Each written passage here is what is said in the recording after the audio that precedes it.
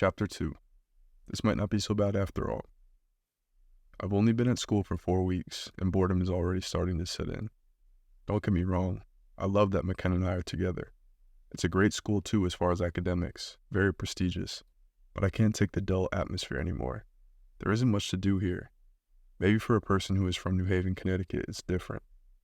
As far as the campus goes, Yale is astonishing. The buildings exude history. They remind me of Hogwarts.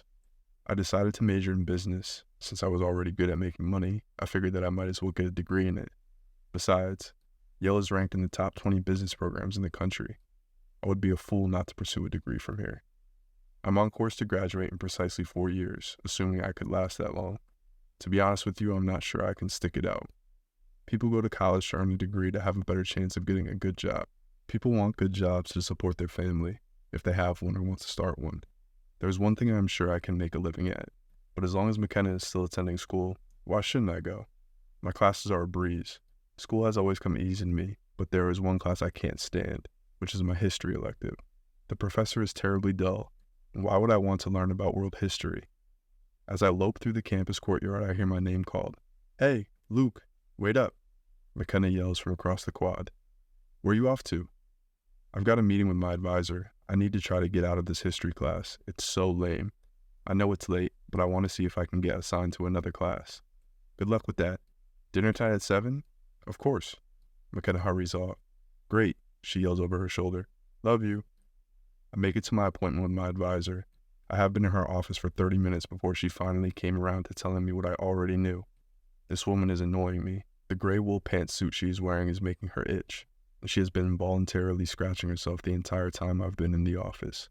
She also has been staring at me with marked disinterest. I guess she doesn't want to be here either.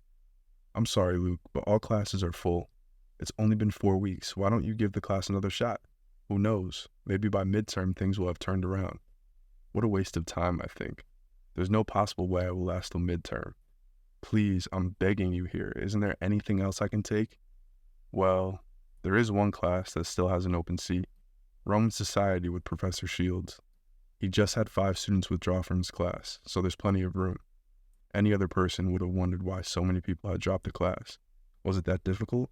Or was he so much of a tyrant that not too many people can stand to be there? I don't care. All I know is that anything would be better than staying in world history. I would be well rested and failing by the time the semester is over. I'll take it. I'll get you to sign in for him. Remember, you have to get Professor Shields to sign it for it to be official. You better hurry, though. The class will be starting in 10 minutes on the other side of campus. I get up and rush over. I've never been on that side of campus, and by the time I get there, I'm lost. Eventually, I find the class. When I walk in, all I hear is, "You're late. Take a seat." This guy is for sure no pushover. Professor Shields looks familiar to me. He's about 5'10" or 11, has a short haircut, so you can tell he is balding. Shields is built like he rigorously works out and has a British accent. I could have sworn I've seen him before. Who here has seen the movie Gladiator? Well, unlike the Academy Award-winning movie, with all those wonderful actors, gladiators existed and were equivalent of today's rock stars, Shields says. Professor Shields' lecture notes. 264 BCE, during the First Punic Wars, the sons of Junius Brutus Pera offered gladiator games in honor of their recently deceased father. Munis, the commemorative rite owed the deities of the loved one's ancestors. Gladiator games became exceptionally popular. Men who offered games would compete for the number of matches to be presented. Gladiator games continued to thrive. Days of combat would be presented in honor of anyone who had passed away. The games would turn from memorial events to money-driven proceedings in the blink of an eye. In 105 BCE, Rome gave its first showing of gladiator combat from Capua. The name is derived from the Etruscan Capeva. Capua is located in southern Italy, in the province of Caserta, Campania. Businessmen tried to make a name for themselves in government by owning and putting on the best gladiator matches. The buying, selling, and trading of gladiators became popular throughout the empire. Commonly, the enemies of Rome, tribes conquered in battle, would be enslaved and sold for the games. Most were martyrs, just sent to be lambs for the slaughter. Roman society was obsessed with blood and death. Those who were proven to be great fighters were sold as gladiators. I have to admit that even with Shields' warm personality, maybe this class won't be so bad after all. The lecture is intriguing, to say the least. I had lived in Rome for 2 years and never took the time to research the history. For some strange reason, I feel a deep connection to the information in the lecture. Before he can get a chance to finish, the class period is over. I'm a little disappointed, but I know it is the class for me. While everyone is leaving the room, I approach Shields to sign me into the course. Before I can reach him, Shields begins to speak. "Good afternoon, Mr. Hart. I hadn't planned on seeing you so soon." So soon, I wonder, trying to remember again if I had met him somewhere, and how he knows who I am. I would be lying if I said the pleasure was all mine, I admit. He chuckles. "You're wondering how I know you." I've managed to stay pretty low-key since returning to the US. I've only been training and focusing on my relationship with McKenna and school. I start to get a weird vibe before he speaks again. 2 years ago, while in Rome, I participated in a back alley sporting event in Termini. I remember watching you fight. I heard the stories of a young American fighter who destroyed everyone who dared face him in the ring. I was impressed. I fought the French gentleman immediately following your match. Instantly, I knew who Shields is. I had watched him fight that night, a ridiculous no contest. Shields is one of the greatest martial artists I've ever seen. The fight had lasted only a minute. He had toyed with the guy for a bit before finally landing a 3-move combination that left the Frenchman looking like a coma victim.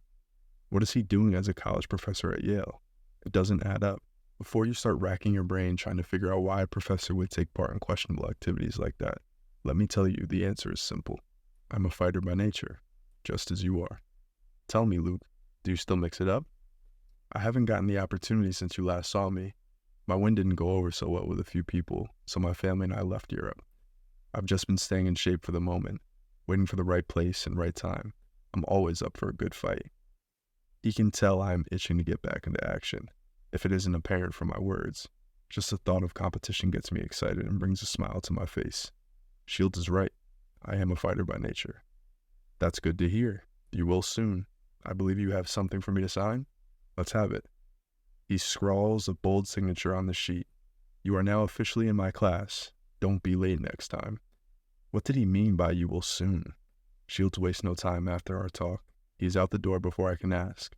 I leave the annex and head back towards my apartment. I feel my phone vibrate. It's McKenna. She sent a text. "Get back here pronto. I've got something special for you to unwrap." The text brings a smile to my face. I always love the little innuendos. Before you get ahead of yourself, though, let's make it clear that McKenna and I have a very mature and healthy relationship. As I finish texting back, I notice some commotion in the distance. A kid looks like he's being hassled by a sketchy group of guys. The kid looks around my age, slim, kind of sloppy, and from the look of it, he needs a little help. I usually try not to make it my business to interfere in the affairs of others, but I can't resist. Old memories triggered a natural urge, so I went looking for trouble. "Gentlemen, what seems to be the problem?" I ask. "What? Get out of here," barks one of the guys in the crew. He is a short, compact guy with a buzz cut that looks vaguely military. "Hey, why don't you let him go? You all look like you have more important things to do than messing with him." "I don't know what your problem is, but you are looking to get yourself worked over along with your little friend." "Really? I'd like to see you try." The guy standing in front of me throws the first punch. I duck the swing and connect my fist with his face. It isn't long before I am being swarmed with goons. The incident is giving me a rush, the kind I haven't felt in a long time. They aren't bad fighters, they are skilled and have formal training, but they are no match for me. When it seems to be over, the outspoken guy with the buzz cut changes everything. He pulls out a short sword he has concealed in his coat. "Overcompensating a bit?" I ask. "Whatever happened to the old switchblade? You just carry around a sword?" My attacker doesn't seem amused by my attempt at humor. He takes 2 hard swings at me with the blade before I disarm him with a quick wrist twist and a right cross that knocks him out cold. The rest of the group is giving up. They collect their friend and head off. I continue to flex my knuckles as I watch them fade into the distance. "Thanks," the kid says. "Don't mention it." "Friends of yours?" "No, just messengers from the House of Crassus. You're in Professor Shields' class, right?" the kid asks. "I saw you come in. I'm Bobby." He isn't an intimidating-looking guy, just a regular-looking kid in Professor Shields' class. "House of Crassus? What's that?" Bobby laughs. "A guy with your talent should know about them. Shields hasn't told you yet, has he?" "Told me what exactly?" "There is something I am missing. If you have time, I can introduce you to the opportunity of your life, a fighter's dream," Bobby offers. I'm interested to see what he is talking about. If what he is saying is true, it could just be the thing I've been looking for. "Okay, I'll give it a shot. Not tonight, though. I have to be somewhere. Meet me here tomorrow at 9 a.m. You'll want to see this. I get back to my apartment a bit later than planned. When I open the door, I see McKenna has gone all out, setting a mood.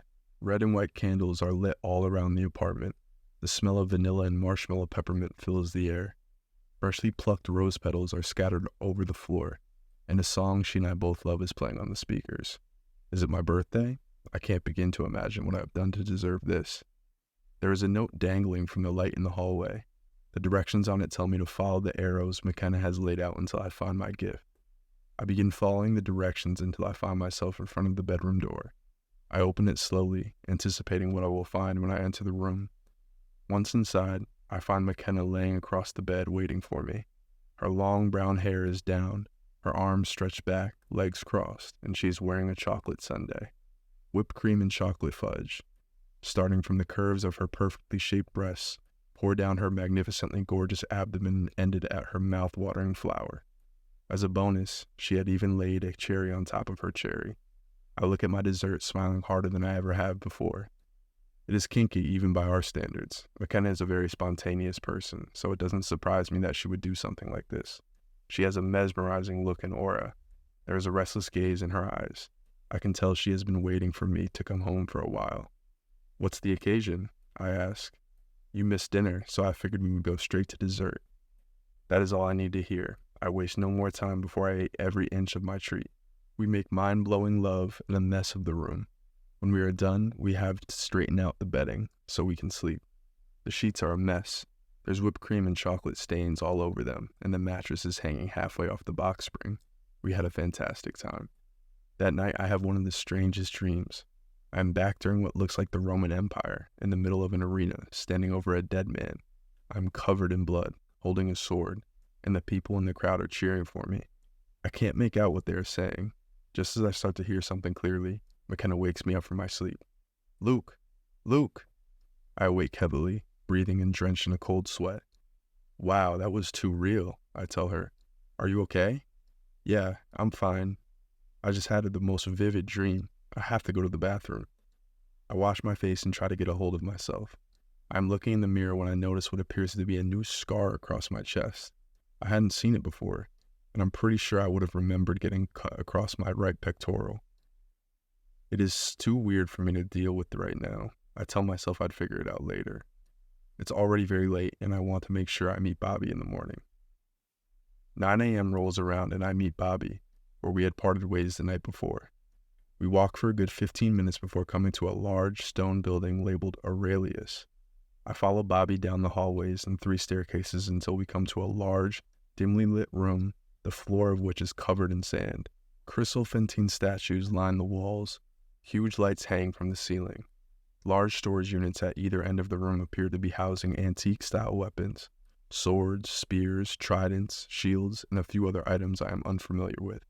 I don't know where I am, but the room reminds me of Rome, the Colosseum, and the statues that resemble gladiators whose stories I've often heard growing up in Europe.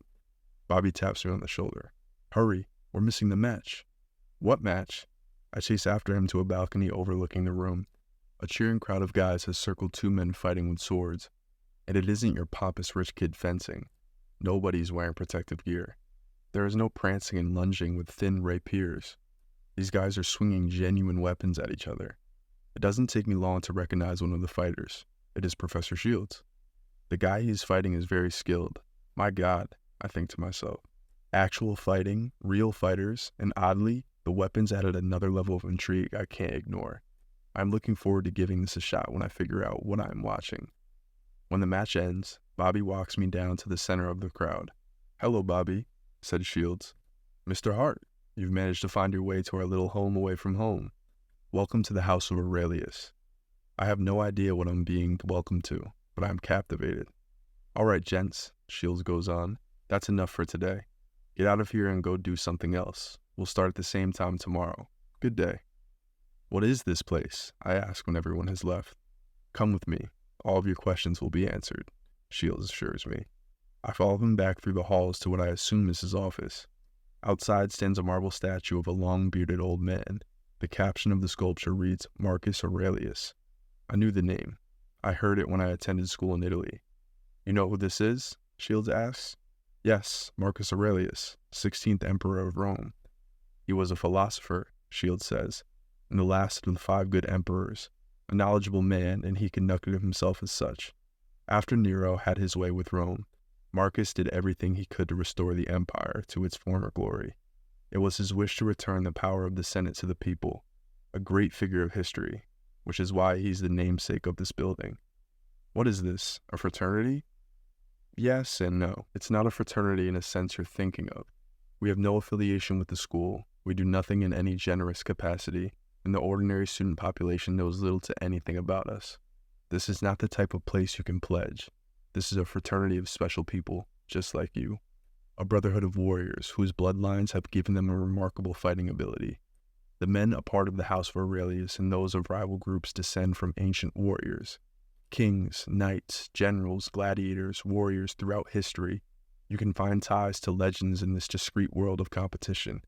We are a part of what is called legacy, a network of, well, you can call them sects, like ours. There are 8 in total, 5 of which are located in the United States. He glances at me, his eyes clear and focused. Shields is trying to get a read on how I'm receiving this information. We fight in quarterly events, real weapons, real fighters, and fatalities most certainly a possibility. Entirely legal, and those behind this are so involved it makes the back alley fights in Italy seem like public street brawls. You must have money or a name to be a spectator. The students you will see at these events come because their parents can afford it, or their money is as old as our world. It isn't hard to imagine what he is saying is true. America is the land of opportunity. Fighting as a spectator sport has lost some of its lusters. Boxing is hanging on by a thread, and MMA is taking its place in the hearts of the people. This is unlike anything in recent history. No wonder discretion is a priority since money and the possibility of death is involved. Aside from that, a question remains in my head. Where do I fit in, and why is Shields exposing it to me? If it's such a big secret, why are you telling me this right now? I have to know. Shields stops and looks at me directly in the face. What he's about to tell me requires my undivided attention. Have you ever dreamed of glory? Imagine you had conquered something and stood watching as people cheered for you as if you were an inspiration to them? How does he know I have dreams like that? Earlier when I mentioned that I was waiting for another real fight, Shields told me I'd find one soon. Then I happened to meet Bobby, who brought me to Aurelius. Now I'm being exposed to a secret society so kept under wraps that not a single outsider is permitted to know it exists. Let me get this straight. Are you saying you've been keeping an eye on me since Termini? I inquire. He laughs. The sound of his amusement fills the silent room. We have been following you since birth. The historian is never wrong. The historian? Shield sighs as if he is frustrated with my ignorance. It's the historian's job to follow bloodlines in an effort, hopefully to find the next great champions of legacy. You, my friend, you are one of those champions. I'm a little creeped out, and at the same time interested too. Shields has my attention. If I've understood him correctly, I am the descendant of a legendary warrior. Okay, this is cool. Tell me more. We begin walking again, and I am all ears as more is revealed to me. Legacy gets its name from the fighters themselves. Legacy is what it is because the fighters are just that. Exceptional descendants born with the natural abilities and skills of the warriors whose names reign supreme throughout history. They fight because of this inheritance, these gifts. The blood coursing through their veins demands glory. He sucks on a tooth, pauses again, and turns to me. Have you noticed any new scars recently that you can't account for? Yes. Yes, I have. How do you know this? Shields laughs again. The historian never ceases to amaze me. You're an echo. Echoes get their name because they're virtually duplicates, mirror images, doppelgangers. An echo's blood is so in tune with its ancestor, you're practically their seed. Only 4 echoes are known to legacy. I am one of them. 2 are currently fighting in legacy, and you are now the 4th. I am the descendant of King Richard the Lionhearted. Richard the Lionhearted? I'm amazed. Richard, son of King Henry II, received his name because he was revered as one of the great military leaders and warriors of English history. He commanded Christian armies during the Third Crusade and gave Saladin the Great a pretty good beating. I said this to Shields. You know your history, he replied. That's good. It will come in handy. I begin to understand why for the longest time I have felt so different from others. It is because of my blood. My ancestor had been a great warrior, and I am their reincarnated spirit. But Shields had still not told me yet who my ancestor was. Who does the historian say I am born of? I ask. We are interrupted before he can answer. There is a knock at the door. Come in, Shields says. When the door opens, the guy Professor Shields had been sparring with enters the room. Getting slow, old man, the guy says. In what life, may I ask, do you imagine you could best me? Luke, I want you to meet someone. This is Lincoln. Call me Link. So you're the Echo, huh? How are you doing? Not bad. I saw you fighting out there. You're pretty good. Well, I try, he says. I'm only going to be as good as the work I put into it. So nice you've made friends already, Shields says dryly. How touching. If you will excuse me, gents, I am running late for my 8 p.m. class. Shields leaves Link and me to talk. Link is a good guy. I immediately feel like I can trust him. He has a lean, athletic build, almost like a sprinter, and a short haircut. After speaking for a while, we have become fast friends. I have been here all day, and there is someone important I have to see, McKenna. I depart the house, knowing that it would not be the last time I stepped foot in there. Bobby was right when he said the opportunity of my life. When I got back to the apartment, she is furious. I've been going at this over and over for the past 3 hours, and nothing will stick. What's wrong? I ask. I'm supposed to be working on a project for Anthro, and I can't come up with anything to write about. What's the project supposed to be about? We have to do a study of a person and his or her lifestyle and cultural habits. The project runs to the end of the semester, and I can't figure out who to focus on. McKenna is a journalism major. Stressful, so she is constantly typing away in the library or at the apartment. Sometimes it is hard to find her during the day, but I support her ambition. She wants to be a writer more than anything. In high school, she was the editor of the school newspaper senior year. She used to write me little poems to tell me how much she loved me. I've read everything McKenna has ever written. I'll do it, I offer. You? Do what? I'll be your subject. Luke, thanks, but no.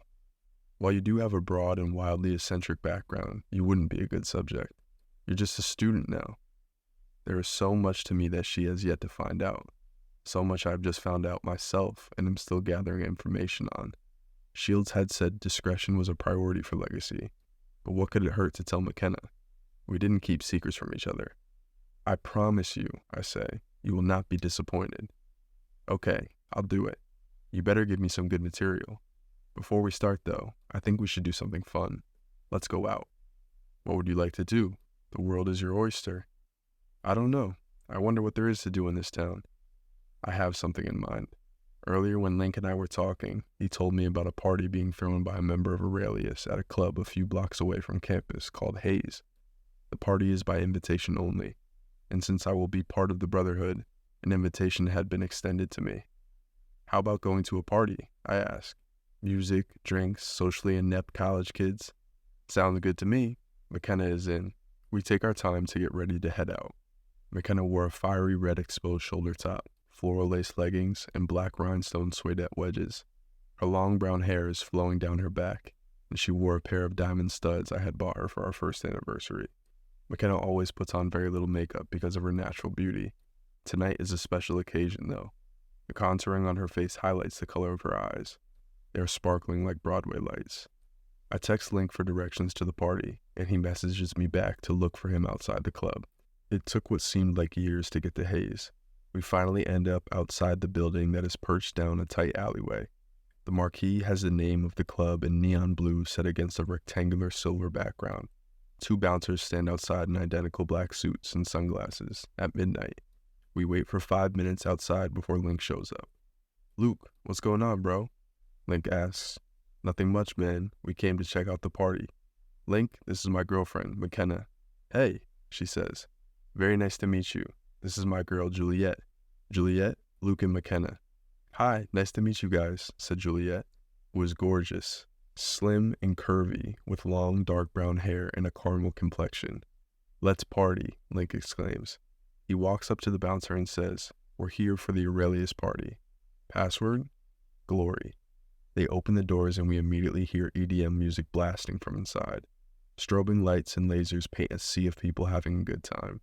There are bars on every wall of a large, high-ceilinged room and a giant dance floor. with an LED lighting system controlled by a technician in the middle. The DJ booth is in the back left corner overlooking the party, and couches and ottomans occupied both ends of the floor.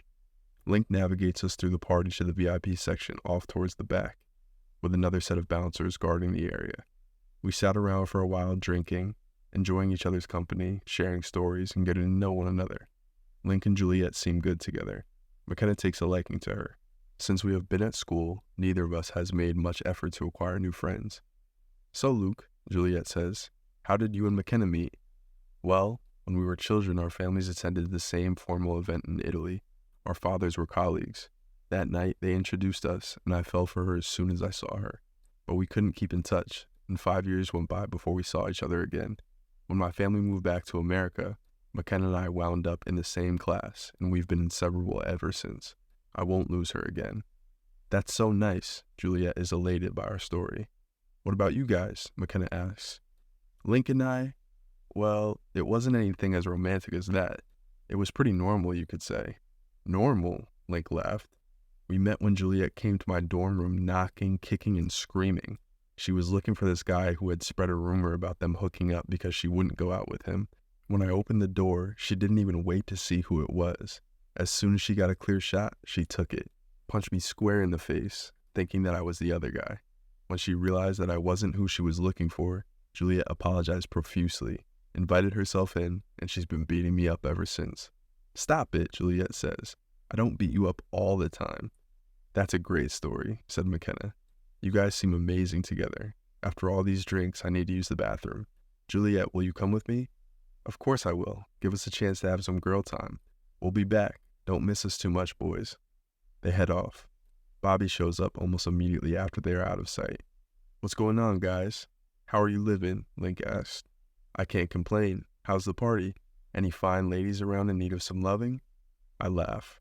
I wouldn't know, big guy. We've been entertained by our fine ladies. I'm sure there are a few out there who have your name written all over them, though.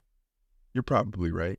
I'm going to chill with my boys first before I make my move. You know what I mean, homies? You got it. Hard not to like you, man, Link says. So, Bobby, I say, if you don't mind me asking, how did you get linked up with Aurelius? Well, I don't have the physical abilities you guys do, but I'm better looking, and I have something else important that's essential to the house. I'm the historian. You? Well, okay, so I'm not technically the historian for Aurelius. I'm in training. My father is the actual historian. He's the one that discovered you and has been following your progression since birth.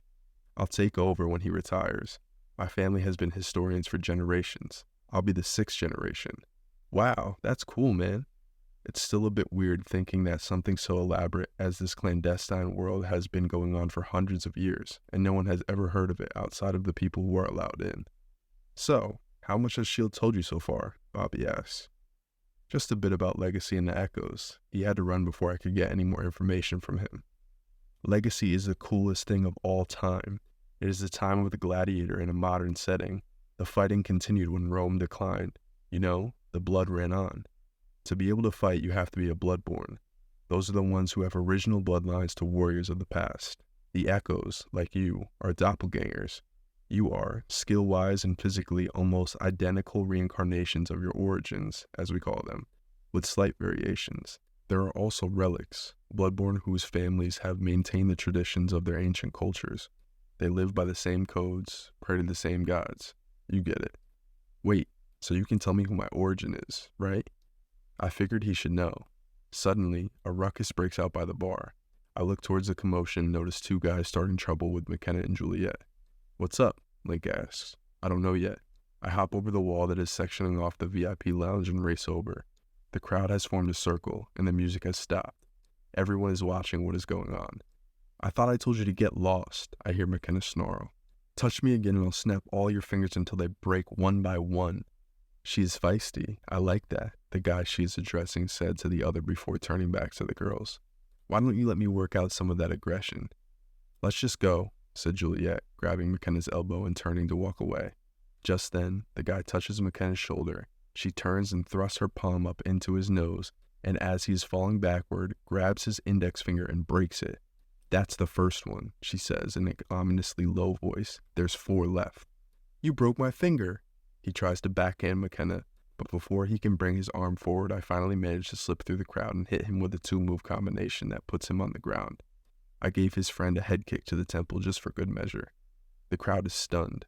I don't think what I just did was that impressive, but they are moved to silence. I turn to check on McKenna. Link is right behind me with Juliet. "Are you okay?" I ask. "Yeah, just dealing with creeps." "Hey you, not bad. You took them out pretty swiftly. How about you try one more time with me?" Whispers start to float through the crowd as I hear someone challenge me to a fight. I turn to find a tall, broadly built man standing in front of the 2 guys I had just laid out. He is 6'4", with shoulder-length hair. He is easily 230 pounds of pure muscle and has a deep, menacing voice. I can see why everyone went silent. I don't know who this person is, but it's obvious everyone else does. I never back down from anyone, and he wasn't about to be my first. "No problem," I say, accepting the offer. The guy and I are standing directly in front of one another when someone steps in between us. He is a lean, curly-haired man of slightly more than average height and who seemed to command the room's attention without so much as a raised voice. "What are you doing here, Owen?" he asks, his eyes riveted on the man. "Nico, pleasure as always. I asked you a question. What are you doing here? You Crassus swine are not welcome on Aurelius property. Rumor has it you have a new member, an Echo. Judging from the condition of these 2, I take it this little runt is the one. Whether he is or not is no concern of yours. If I were you," Nico added, "I would leave the premises immediately." "All right, we're leaving, but you and I," Owen says, turning to address me. "We'll see each other again. History always repeats itself." I nod and smile, clenching my jaw the entire time Owen is leaving the building, regretting that we weren't able to have it out. I wanted to destroy the guy, whoever he was. He seems to frighten people. I wonder why. If all these guys are born fighters, why are some so hesitant to defend their club? "I don't believe we've had the pleasure of being formally introduced, Luke. I'm Nico. Welcome to the party." "Who is that guy?" I ask. That, my friend, was Owen, the top Crassus fighter. He thinks he's a god. Don't worry about him, though. I'll personally take care of Owen. We're due to meet in the Proelium, and I guarantee he will not walk away unscathed. Come on, let me get you a drink." He shows us back to the VIP section and has a hostess bring us refreshments. Once we are seated, Nico leaves us to resume his obligations as host. "Whoa, that would have been epic if those 2 squared up just now," Bobby declared. "Why do you say that?" I asked. "Do you know who that is? That is Owen of Crassus, the echo of Achilles himself. Can you say hardcore stuff? Owen has a god complex because Achilles was rumored to have been a demigod. Not to mention Owen's never lost a fight in Legacy. I very much doubt he is a demigod, although Achilles was a true warrior. Achilles was the son of the nymph Thetis, who is said to have dipped Achilles in the waters of the river Styx to make him immortal. She submerged everything but his heel, the only vulnerable spot on his body. Hercules, the son of Zeus, was a demigod, but Achilles? I don't know. I can't take anything away from his origin, but I have a hard time believing that Owen is him. The beef between Nico and Owen goes back to ancient times. Nico is the descendant of Hector, Prince of Troy. You know the story. Everyone does. Hector's brother Paris ran off with Helen, the wife of Menelaus, king of Sparta. He was so pissed that he and his brother Agamemnon, king of Argos, assembled a fleet of over 1,000 ships that sailed on Troy. Agamemnon was a power-hungry tyrant who spared no expense in his mission. He brought Menelaus, Ajax, Odysseus, and Achilles. Achilles didn't even want to fight. He had ordered his men, the Myrmidons, to sail away from Troy, but they followed him into battle because of a misunderstanding, unaware that their leader wasn't Achilles, but instead his cousin, Patroclus. Hector met Patroclus in battle and killed him. In a blind rage, Achilles marched on the gates of Troy, where he and Hector faced off mano a mano. Hector put up a pretty good fight, but in the end, he fell to Achilles' blade.